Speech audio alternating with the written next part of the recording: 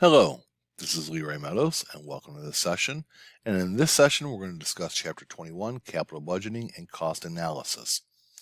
So, what are we going to cover in this chapter? We're going to talk about the 5 stages of capital budgeting for a project. We're going to use and evaluate 2 main discounted cash flow methods, the net present value and the internal rate of return. We're going to talk about and evaluate the payback period and the discounted payback period. And then we're going to talk about the accrual accounting rate of return. We're going to talk about relevant cash inflows and outflows for capital budgeting decisions. Talk about and to discuss any issues involving the implementation of capital budgeting decisions and evaluating managerial performance. And how can we use capital budgeting to achieve their firm's strategic goals? So let's go ahead and get started. Now, working closely with accountants, top executives have to figure out how are we going to allocate our firm's financial resources? What's the best way to do that? Because I have a number of different alternatives as an owner or as a company executive. We're going to have a number of different opportunities to allocate capital, and we want to create value for the company. So because it's hard to know what the future holds and how much projects will ultimately cost, this is going to be challenging. But as managers, we're going to have to constantly confront this. So we're going to have to look at the different alternatives among different alternatives. So we're kind of tapping back into Chapter 11 when we are looking at different alternatives, courses of action. How do we figure out what's relevant, not relevant? We're kind of tying this into Chapter 13 also for life cycle budgeting, because when we're looking at capital budgeting information, we're also looking at, is this project going to be profitable over the course or over the life of the project? So we're kind of incorporating concepts of life cycle costing, life cycle budgeting. So we're incorporating a number of different things into capital budgeting. This chapter is going to explain different methods we use to get the quote-unquote biggest bang for our buck in projects we invest or undertake. Now, what is capital budgeting? Capital budgeting is the process of making long-run or long-term planning decisions for major investments in projects. So we're looking at major investments that are not going to be in the short term, but are going to be rather in the long term. We're talking about 3, 5, 8, 10 years out. And in some cases, maybe more than that. Now, in most of accounting, income is going to be, or under a lot of ordinary circumstances, income is calculated on a period-by-period basis, such as a year-by-year basis. Capital budgeting, or undertaking capital projects, is going to actually cover a number of periods. So when we're choosing investments, we have multiple projects, each of which are going to span several periods or several years into the future. Now, we can look at this capital budgeting, and we have this here. We see that we can analyze it horizontally or linearly on a timeline here for each project, but we can also look at this vertically and analyze this vertically as well. We're looking at the project dimension on a horizontal basis, looking at each project and looking at it over a span of time. But vertically, we're looking at this through what is it doing this period? What is it doing the next period? What's my total income or total increase in operating income in this year? In the case of the book here, it was 2018 that we're actually looking at here. So we can look at this from a horizontal and a vertical time frame as well. So let's apply the 5 stages of the decision-making process to the capital budgeting process. We've looked at these 5 stages in numerous times, beginning with Chapter 1. So let's take a look at this here. Step 1, identify projects. Identify potential capital investments that agree with the organization's strategy. We want to make sure we don't depart from strategy because then we can lose our way, and that's not going to be good for the company in the long term. 2, obtain information. Gather information from all parts of the value chain so we can evaluate alternative projects. Once we get as much information as we can, then we're going to make predictions and figure out all the potential cash flows to all the different alternative projects. Then we're going to make decisions by choosing among alternatives. In this stage, we're going to look at which investment yields the greatest benefits and the least cost to the organization. So we're going to see a lot of step 4 here, stage 4 in the capital budgeting. This is what we're going to be focusing on in this chapter. So, and then also stage 5, implement the decision, evaluate performance, and learn. This is usually separated into 2 different phases. The first one, once we make a decision among the alternatives, we have to figure out how we're going to get funding for it. Are we going to issue long-term bonds? Are we going to issue additional stock? How are we going to make a loan? How are we going to get the funding for the investment that we're selecting? And what we'll look at here and what we'll note later is that we may choose just one alternative. We may choose a number of alternatives. It just depends on certain situations and parameters issued by our company. Then we're going to track realized cash flows, compare against estimated numbers, and revise our plans if necessary. So we're going to call this a post-investment audit, although we'll actually be auditing ourselves as we go along and as we go through the process, as things transpire. We're going to compare ourselves to where we thought we would be at this point in time. And in that way, if we need to make any future adjustments in midstream, we can do that so that we can get closer to our end goal that we originally planned on. Now, new projects are usually going to require additional investments in current assets, such as inventories, because we're going to need to carry additional inventory that we did not carry before, and receivables. Why receivables? Because we expect to, as we sell new products in addition to our current product line, we're going to have some sales of those, so our receivables may expand. So we expect an additional investment into current assets such as inventory and receivables. Now, when we talk about working capital in this chapter, because we're going to look at that as a cost computation, to add any working capital that's needed for new investments. So what do we mean by working capital? That's simply on the balance sheet, the difference between current assets and current liabilities. And any additional investment required for a project will be included in that project's cash flow. So our initial investment will also include not just the cost of the asset purchase or the cost of the investment itself, but also any additional working capital. So now we're going to look at 4 different capital budgeting analysis methods: net present value, internal rate of return, payback period, and the accrual accounting rate of return. Methods 1 and 2, net present value and internal rate of return, are discounted cash flow methods where they take into account the time value of money. Whereas the 3rd and 4th method, payback period and accrual accounting rate of return, sometimes it's just called accounting rate of return because we're assuming the accrual part. So sometimes it's just easier to call it the accounting rate of return. Your book calls it the accrual accounting rate of return. So we're going to look at each method in more detail first, but let's talk about the discounted cash flow methods from other methods. Now, when we talk about discounted cash flow methods, we're talking about measuring all expected future cash inflows and outflows of a project, discounting it back to the present point in time. And that's because we're incorporating the time value of money. And remember, the time value of money means that $1 received today is worth more than $1 received at any future time.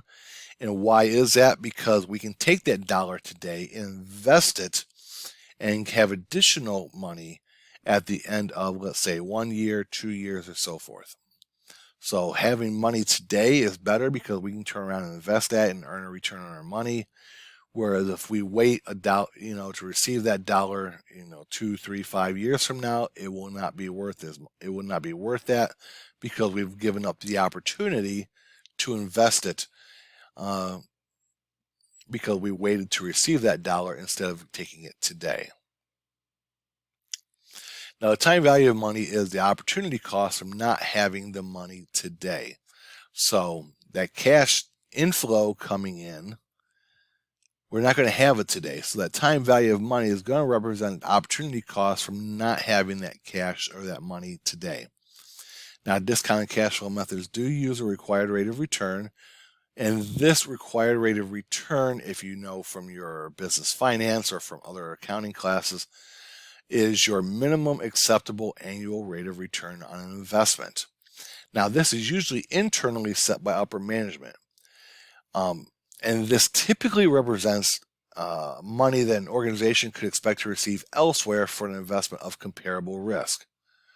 So while it's also called a discounted rate, hurdle rate, cost of capital, opportunity cost of capital, we're all talking about the same thing there. Required rate of return is simply what we expect to receive back from a project or from any investment that would be in that percent number is going to be comparable to other alternative investments of similar or comparable risk.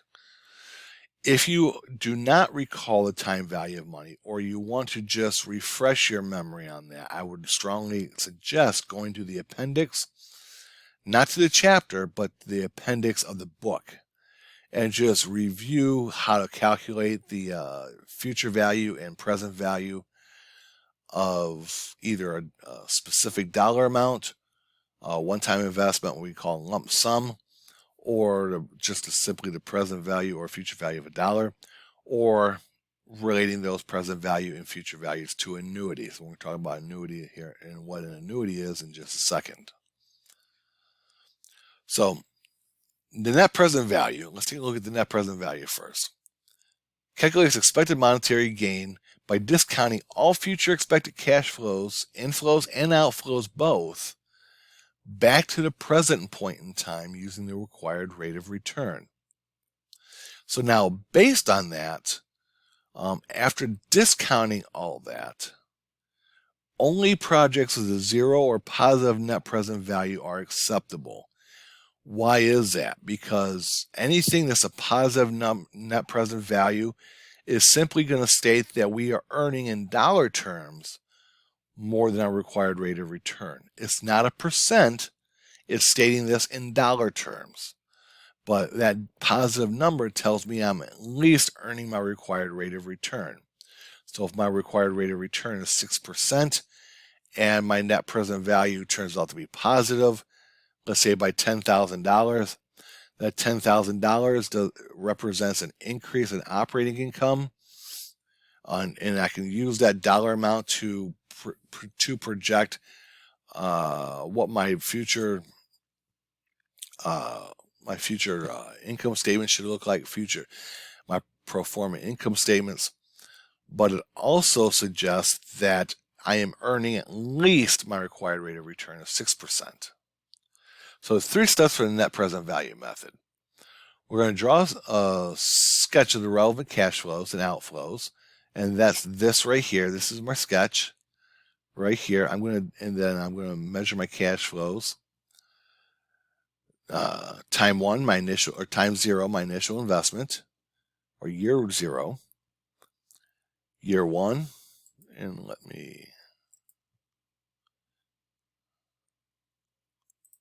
here you go. And then year 1, my cash inflow of $180,000. Year 2, my cash flow of $180,000 in cash inflow. Cash inflow year 3 of $180,000. Cash inflow of year 4, $180,000. And cash inflow of year 5, $180,000. If you remember this from the book, the yearly cash inflow is $150,000 from the project itself, plus a recovery of working capital of $30,000. So since they both occur in the same year, we can just combine those two amounts to $180,000. And that's going to be key here in just a moment. And then we're going to discount each one of these back to using the present value of a dollar table to get our net present value here. So that's the first one. Sketch out our relevant cash flows. Discount the cash flows using the correct compound interest table from Appendix A. Our discount factors. Multiply each cash flow by the respective discount factor. Discount factor 8%. So I'm going to go to my table. My present value of a dollar. I'm going to look at table 8.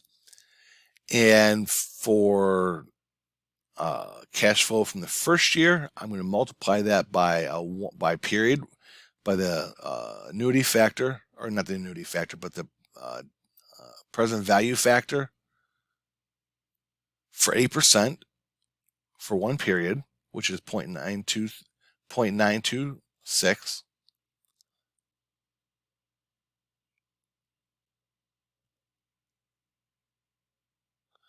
And then I'm going to discount cash flow number 2, 180,000 times the 0.857. Discount cash flow 3 by 0.794. And what I'm doing is I'm simply taking these future cash flows and multiplying them by their discount factor to get the present value of each future cash flow. And the farther out I go, the bigger or the smaller that present value is going to be, because I'm discounting it back further from the present to today. Then I'm going to sum them up.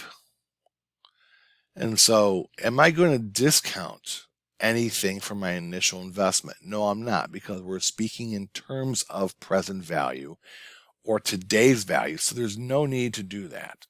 So I'm going to take my cash outflow. Remember, cash outflow is represented by a parentheses or a negative number. That parentheses represents cash outflow.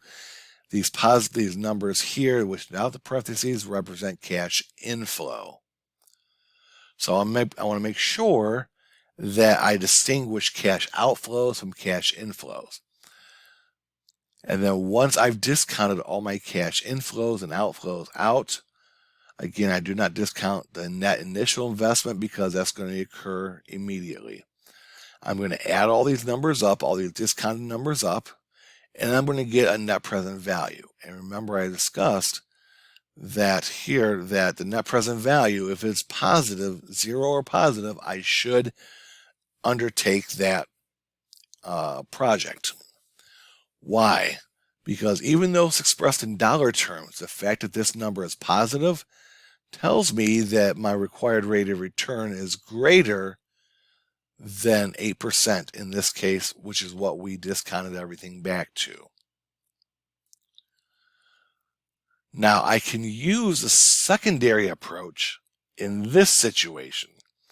Because all my cash inflows are exactly the same, 180,000, I can simply take my cash inflow of 180,000, multiply that by the present value of the annuity factor and go to the annuity table, and that would yield me a 3.993 when I go back to the table. And then that will give me the annual cash inflow. Add that, subtract from that cash inflow my cash outflow to give me my net present value, and I can do that as well. Again, I can use the annuity table if all my cash inflows are the same. However, if any one of them differs at any time, then we cannot use approach 2, which is using the annuity table. We have to use approach 1, which is discounting each year's cash flow separately, year by year by year. Now, when we're talking about an annuity, what are we talking about? We're talking about two things: equal dollar amount.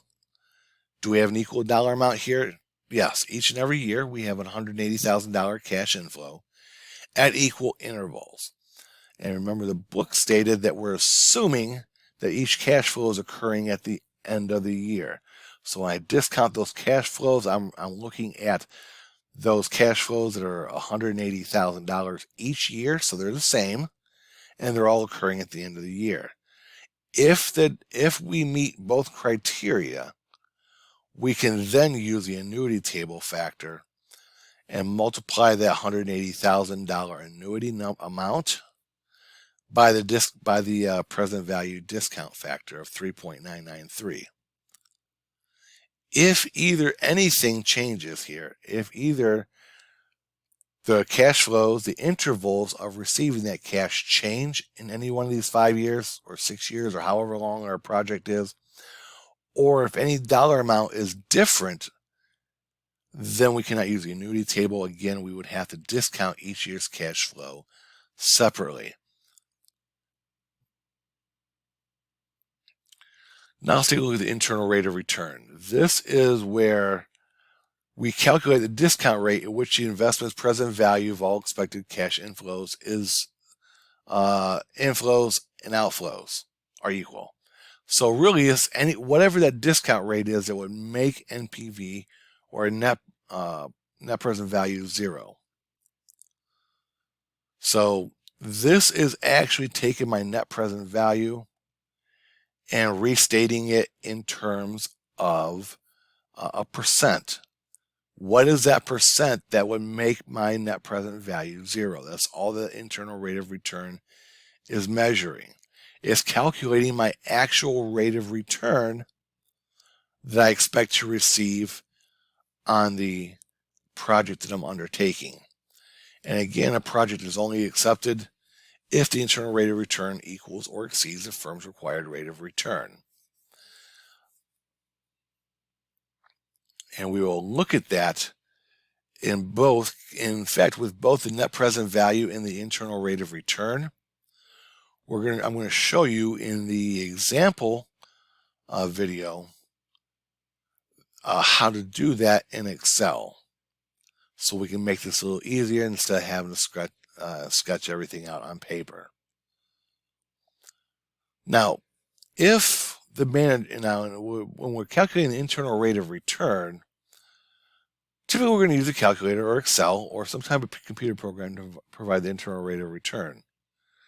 But we can do a manual trial and error approach, and we actually do this in the example in the chapter 2. So we use the discounted rate and calculate the project net present value. And the goal is to find the discount rate for which the net present value is equal to 0, or to find the actual internal rate of return. Well, what is the project going to actually calculate? And that's the interpolation method. And we work that out as part of our example in the example video. So make sure you watch the example video to use the trial and error approach. And again, the same rules apply if the calculated net present value is greater than 0. Use the higher discount rate. If the net present value is less than 0, use a lower discount rate. And we continue until the net present value is 0. And we just keep working until there. And what you can also do, which we did not do in the video, but you can also use goal seek also to figure out, goal seek for this, and then you can actually find the rate of return on that. Now, when we're looking at between the net present value and the internal rate of return methods, net present value is generally preferred. Why? Because it does lead to shareholder value maximization. It leads to us being able to capture in dollar terms how that's going to affect a firm's shareholders over and above the required rate of return. So the net present value is stated in dollar terms, so we can measure the impact on the shareholders, whereas the internal rate of return doesn't. It only says percent, so we can't really take that. And if we have multiple projects going, like say the company did here, where we looked earlier, here, see how we have different projects going? Project M, Project N, Project O, and Project P. Well, taking the net present value and stating this in terms of dollars will allow me to combine the total effect between all different projects, not just the one I'm looking at, as far as the impact on shareholders. And we can also use the net present value method. And the net present value method is actually preferred because sometimes we're going to encounter situations where the required rate of return is going to vary over the life of the project. So if the internal rate of return is less than required rate of return, the NPV is going to be negative. So if it's a negative rate of return, or if the negative internal rate of return or the net present value is negative, then obviously, again, we should reject it. Why? Because we're not earning our required rate of return. For example, if a company has a required rate of return 12% and the internal rate of return of a project is 12%, it means two things. It means that cash inflows from the project are adequate to do what? Recover the net initial investment of the project and to earn a return of exactly 12%. So the company is going to make its required 12% required rate of return on the project. Now, IRR, the internal rate of return, is more prone than net present value to indicate erroneous decisions. And why? Because there can be two different things in which the internal rate of return and the net present value can give you conflicting answers. Generally, they will both lead to the same decision. However, there can be differences between where the internal rate of return will give you one answer when comparing multiple projects versus the net present value. And that's because of the timing of cash flows, the amount and timing of cash flows, the amount of cash flows and the timing of those cash flows. So still, we use the internal rate of return. Why? Because a percent term is easy to understand and compare when we're computing and comparing different projects. Now, when we're looking at the net present value and internal rate of return methods, we have to assume that expected cash flows will occur for certain. If there are uncertainties that are likely to exist, we can do sensitivity analysis in order to do that. And remember, we talked about sensitivity analysis. We first introduced that in Chapter 3. It's a what-if technique allowing us to change underlying assumptions to see how it affects everything down the line. So, and now let's take a look at the non-time value of money or non-discounted cash flow methods.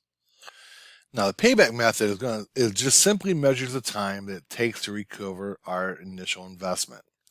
For example, if I asked to borrow $100 from you, one of your first questions should be, when am I going to see my money back? When are you going to pay me back? And that's the concept behind the payback method.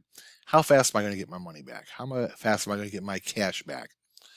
Now, it does not distinguish among the sources of cash flows as far as where that cash is coming from or what's causing the cash outflow. It doesn't distinguish between sources, but it does distinguish between cash outflows and inflows.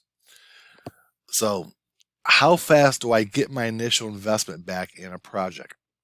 So this method kind of highlights liquidity because we need the cash. We need some type of liquidity in our projects, especially when investments are large. We don't want to take forever or seem like forever to get our cash back. So typically, managers can prefer projects with shorter payback periods because they're more liquid as compared to projects with longer payback periods, assuming everything else is equal. So let's say I have a company requirement that all my any project I undertake must be 3 years or less. And let's say project A equals 2.5-year payback period, and project B has a 3.25 payback period. Well, I'm going to favor project A. Why? Because it has a shorter payback period, assuming everything else is equal. Also, what's going to be affecting this is the company's internal maximum payback period.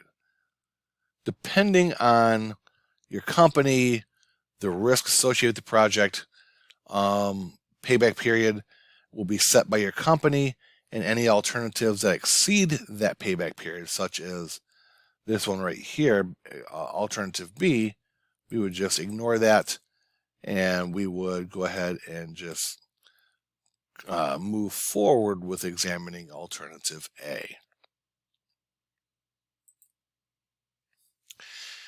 Now, the greater the risk, we just mentioned it, the shorter the payback period should be. And why? Because the further we go out in time, the less confident, the more uncertainty there is associated with those predicted cash flows, especially if the farther they stretch out into the future, the more unpredictability there is. So that's why we would prefer shorter payback periods, because closer, any cash flows that are closer to today we can be more confident in, because there's a lot less time in between when making our predictions and when those predictions should actually occur. So the shorter the payback periods are preferred, the more preferable they are, because there's more confidence in those than there are future cash flows that are farther out into the future. Payback method is easy to understand. It's easy to compute. So a payback period is a very good screener method. And when I talk about screening, a screener method, this is not a book term, but this is simply a personal term that I use when analyzing which projects we should undertake. Well, some of the first two things I'm going to do is screen these methods, or screen these projects using either the payback period or the accounting rate of return, the accrual accounting rate of return method, to see if I should further analyze them. Now, what happens is there is a weakness to the payback method. The first is that it fails to recognize the time value of money. It doesn't have anything to do with the required rate of return, so we don't have to discount anything back into the present, and it also doesn't consider cash flow beyond the payback point. And this is a negative, a potential negative, which is why we would further examine things, because sometimes the payback period can deliver the opposite result of what the net present value method is. So sometimes we can lead to projects with high short-run cash flows being selected when there's a negative net present value. Now, when we calculate the payback period, if the cash flows are uniform and so the same amount is coming in each and every year, we can just divide our net initial investment divided by the amount of the increase in annual future cash flows to get the payback period. With non-uniform cash flows, or the dollar amounts change every year, let's say year 1 cash flows are $20,000, year 2 they're $25,000, year 3 they're $13,000. Then we would have to manually go in there period by period and calculate how much we've recovered of our cash until the initial investment is recovered. So we count the number of periods included for payback period. Now we talked about that it does not consider the time value of money. However, we can tweak this a little bit, so we can incorporate the time value of money by discounting expected future cash flows before determining our payback period. So we would use discounted cash flows instead of straight cash flows in calculating our payback period if we are using the discounted payback period. And we do that in our exercise in the video here, so make sure you want to watch that so you can see how we are discounting that and how we are using that for our payback period. Now let's take a look at the accrual accounting rate of return. Now this will, just like the internal rate of return, it calculates things in terms of a percentage. So it doesn't give us a dollar amount, it gives us a percentage, which is useful for a few calculations here. So we want to learn how to do that. And how do we do that? We divide the average annual income via accrual accounting by the measure of the investment in it. Now, what we call the measure of investment in the project can vary by company to company. Your book illustrates two different methods that we can use to calculate our net initial investment as far as for accrual accounting rate of return purposes.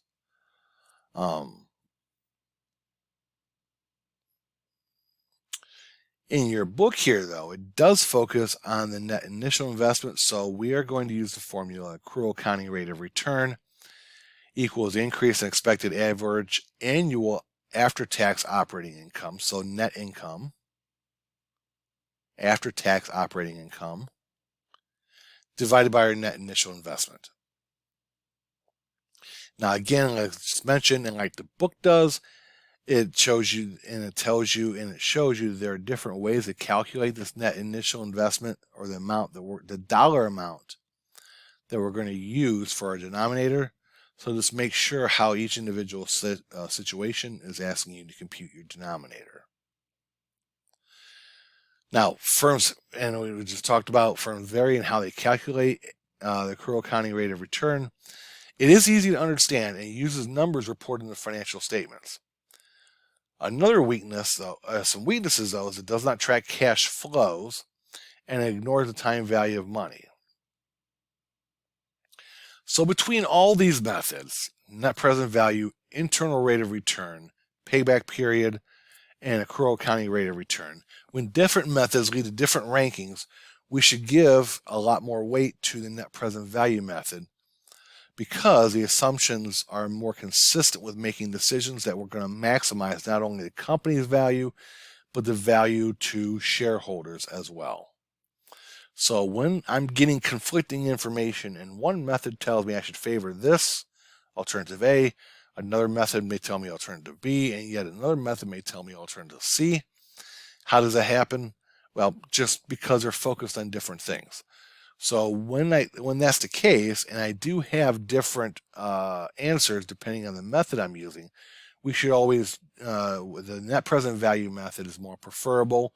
So we would follow the order, most likely, of the net present value method in ranking our investment alternatives from best to worst.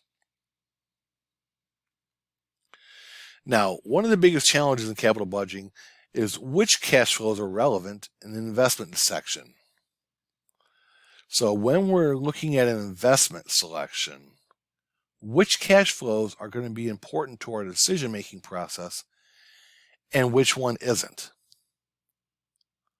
So remember, cash flows are the differences in expected future cash flows as a result of making the investment. So we're only focused on the change between either A, not doing something, or B, doing something. So we're only looking at the change or the difference in cash flows as a result of making the investment. So we just are looking at and doing kind of like a differential analysis. So we're tying this back to earlier chapters as well, chapter 11, when we're doing a differential analysis. Now, the capital investment project itself is going to have three different types of cash flows: the net initial investment, the after-tax cash flows from operations, and the after-tax cash flow from terminal disposal of an asset and the recovery of working capital. So let's take a look here at the net initial investment. The net initial investment is going to take a couple different things into account here. In fact, let me go back to this page here. Oh, I went back too far. And where was that table? Okay, my net initial investment for the Vector's hybrid bus was $648,900. And this is exhibit 21-21.2. And this is on page 823 of your book. So my net initial investment is $648,900. But how did I get that? Well, how I get that is I'm taking my initial investment in the bus, and that was what? $660,000.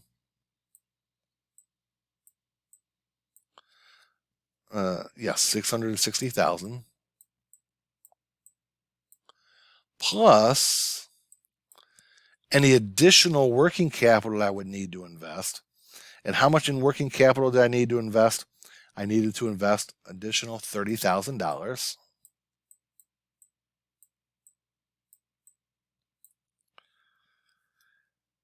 And then I'm going to look at the after-tax cash flows from the disposal of the old bus. Now, this will not necessarily be in every situation.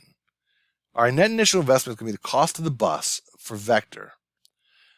So we're going to have the cost of purchasing the asset. We're always going to have that. We may not always have an increase in working capital, but if we do, we need to incorporate that. We also need to incorporate if there's a disposal of a current asset that we're going to use. If that's the case, then we need to figure out how that's going to figure in.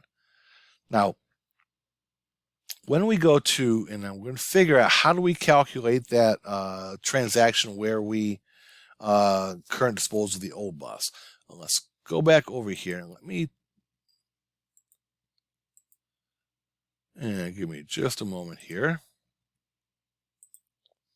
And let's look at your book here.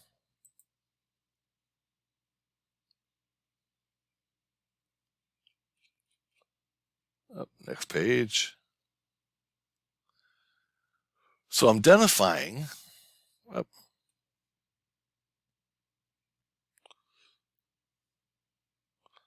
And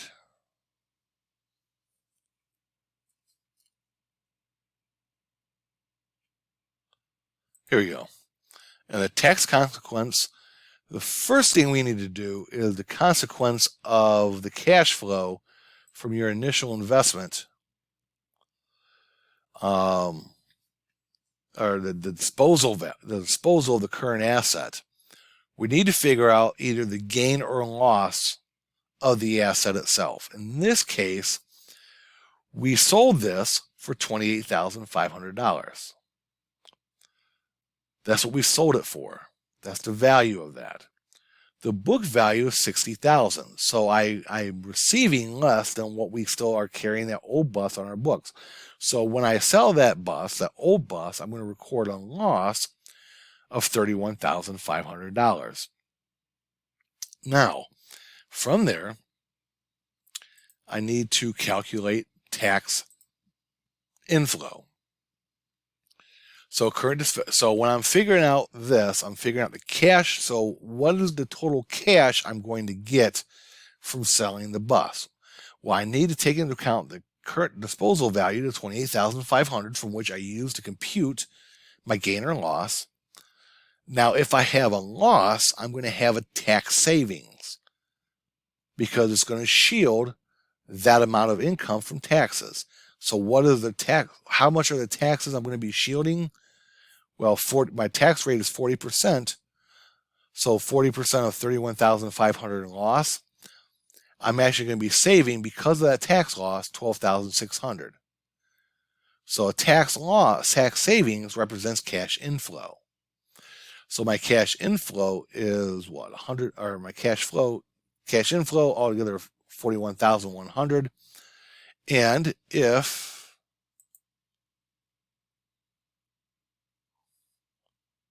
we go back here, so $41,100. So I have my what? 600,000. Where is it?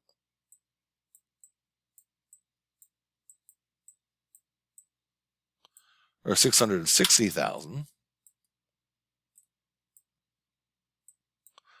plus my $30,000 of working capital minus, because this is cash going out, my investment. Working capital represents cash going out. But now I'm going to subtract from net cash coming in, cash savings.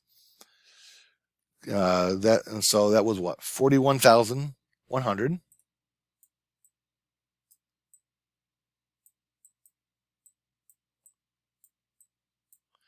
And that gives me what? 648,900.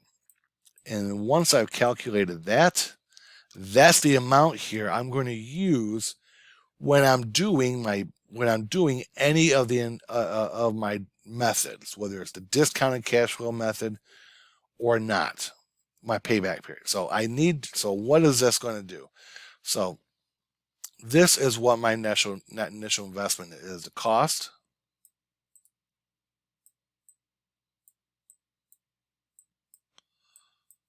plus working capital, and then plus or minus disposal.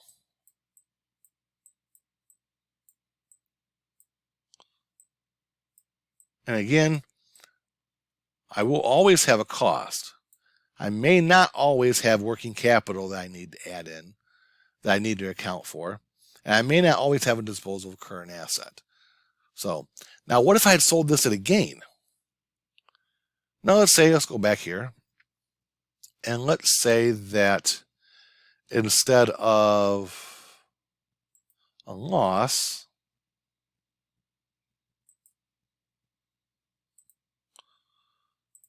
let's say that this was a gain of 31,500. Then that 12,600 would have reduced. That would have been a cash outflow. Tax savings represent cash inflow. My current disposal value, cash inflow. If I have a tax savings because I have a loss, that's a cash inflow. But if I have a gain, then I'm going to pay taxes on that gain. So that's going to be a cash outflow. And we're going to consider that again because we're assuming that we would not dispose of this asset unless we were going to go ahead and make our investment. So that's why the tax savings on losses and the tax consequences on gains is integral to calculating the after-tax cash flow. So in this case, with the tax savings on losses, it's additional cash inflow. But if this was a gain, what would I do? I would take my 28,500 and subtract my cash going out for additional gain of 12,600. And my after-tax cash inflow would be 15,900. And that's if I had a gain. So if I have a loss, I'm adding these two numbers together. If I have a gain, I'm subtracting these two numbers and getting the difference here.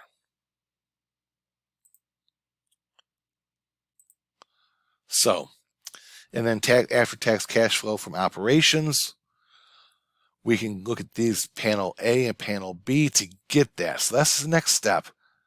That's the second category of cash flows, and that's the after-tax cash flow from operations. Okay, so when looking at relevant after-tax cash flows, we really have two different ways to do it. Panel A up here, and this is Exhibit 21-5. This is on page 832 of your book. We really have two different ways to do based on the income statement. We have our operating flows, plus additional depreciation, or minus additional depreciation, which gives us our increase in operating income. Subtract that to get, subtract income taxes from that to get our increase in net income. And then I can take my increase in net income add to that depreciation to get my $180,000 of cash inflows. Or what I can do is method one, take my total cash flows of $220,000, subtract out the taxes based on the $100,000, and I get $180,000. I get the same thing here. Or I can do by panel B, I can do the item by item method. So I want you to take a look at that and look at where it's coming from here, and get the same result here. So really, we're getting the same amount either way. This panel A seems to be a little easier, a little quicker. So my personal thing, I would do the I would use one of these two methods here. Calculate the net income and then add back in the depreciation, or take into account my operating cash inflows, subtract out the taxes after we take out the depreciation part of the operating cash flows, and I'm going to get $180,000. I'm going to get the same amount either way as in panel A or panel B. Panel A may just be a little bit easier and quicker to do. So we talked about the three initial things, and then the after-tax cash flow from the current disposal of the old machines. So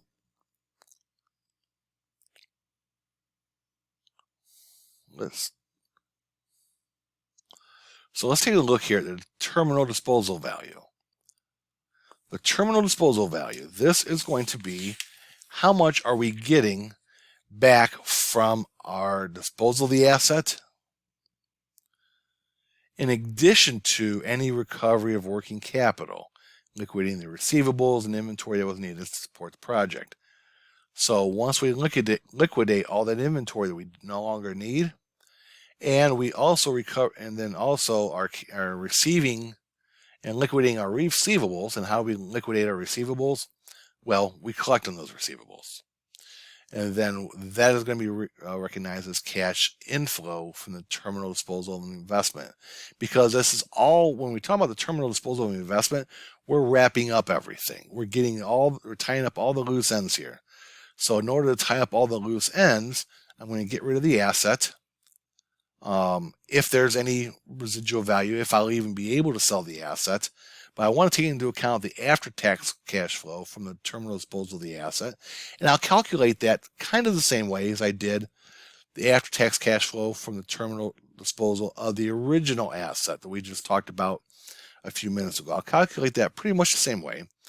And then after to that, I will add in any recovery of working capital, such as liquidating receivables and inventory that used to be needed to support the project, but we're no longer going to need those because the project's done. So now, up to now, we've looked for ways to identify relevant cash flows and techniques for analyzing them. Stage 5, the final stage, begins with implementing the decision. So we actually have to undertake the project and then manage the project. And this is a control aspect of managing. So we're managing control of the investment activity itself, as well as the project as a whole. So a post-investment audit is going to give us feedback about the performance of a project, not only on the intermediate level and at different points along the way, but also at the end of the investment, so we can compare actual results to the costs and benefits expected at the time the project was selected. So, for example, what if the actual results were less than expected? We have to figure out why. Were we overly optimistic in our original estimates? Did I have a rollout issue the implementation issues? Did I have a problem with implementing something? Did we have a problem with production? So what was going on that caused me to not achieve my actual results? Why were my actual results less than expected? And then I should also do an actual look at why did my actual results come in higher? What did I not take into account? Because if they come in a lot higher, then I may have had some capacity issues, because of the fact that I could not keep up with production. So because our product became too popular. So we have to ask questions where the results are less than expected or more than expected to find out why. And when we're performing a post-investment audit, we should do that when the outcomes of the projects are fully known. We're going to do audits throughout the life of the project, throughout the life of the investment, because we want to see where we are at compared to where we thought we would be at this point in time, or at a particular point in time, so we can make any necessary adjustments going out into the future to try to salvage a product, to maybe try to improve a product, just to make some tweaks. Sometimes it can be just tweaks, sometimes it can be major changes. And in rare cases, it could be where we actually just stop the investment right then and there, because to do so would cause us less of a loss than by continuing the investment. But when we do the post-investment audit, though, the full-blown post-investment audit, though, that'll happen when the projects are fully known. However, we should be auditing ourselves throughout the life of the investment, or throughout the life of the project. So now, ideally, managers should be evaluated on a project-by-project basis. But since we're based on aggregate information, that's what the evaluation is usually done. Let's go back here to this. There we go. Let's say a manager oversees all these different projects: Project M, Project N, Project O, and Project P. Ideally, we want to look at and evaluate this manager, or a manager, any manager, by their performance results on these individual projects. However, in reality, in practice, we're going to most likely see the manager be looked at as a whole here, and that can lead to some inaccurate or goal congruence issues. So let's go back over here. So we want to make sure that the method of evaluation does not conflict with the use of the chosen method to evaluate capital budgeting decisions. In a post-investment audit, what could it do? It could prevent managers from overstating the expected cash flows, because they know they are going to be judged by how well they did those expected cash flows. How accurate were they? Did we meet those expected cash flows, or did we not? Now, there is an inconsistency between using the net present value method and for capital budgeting decisions, which is what we want to do. Remember, we talked about the net present value method when we're choosing a capital budgeting decision and we're going to make a decision. If there's conflicting information, we use the net present value method as our default method. But if we use something else as a method to evaluate performance, then the managers will be tempted to skew the decisions and make decisions based on how they're going to be evaluated, and not by the net present value method, which is what we used to choose the project. So we want to make sure, if there's any way possible, that using the same method that we use to choose a capital budgeting project, that a manager is being evaluated based on a very similar or the same method for their personal evaluation. So now some firms, and I just want to touch on a couple points here. Some firms regard research and development projects as strategic investments, but those payoffs are distant in nature a lot of times. So those are more uncertain than other investments. Now, what kind of companies would be looking at research and development projects as strategic investments?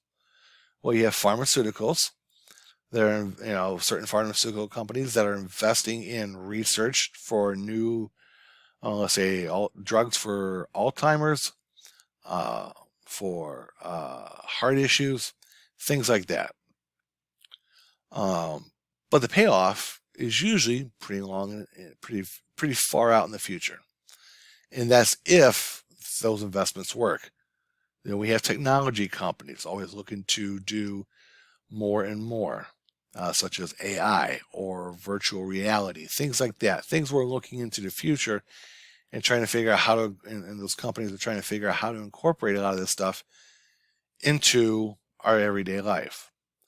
So at the end of the day, for any capital budgeting decision, we have to use good judgment and intuition to make a good decision. So we want to have good form so we can use, in making our calculations and using good sound judgment and intuition to make a good decision. So that's really the focus of some strategic considerations, things that we need to take into account in the capital budgeting process. Some R&D projects will be considered as in strategic investments. In some companies, they won't be. But at the end of the day, we have to use good judgment, intuition, and good sound numbers in order to make good decisions. So, thank you for joining me. My name is Leroy Meadows. Have a good day.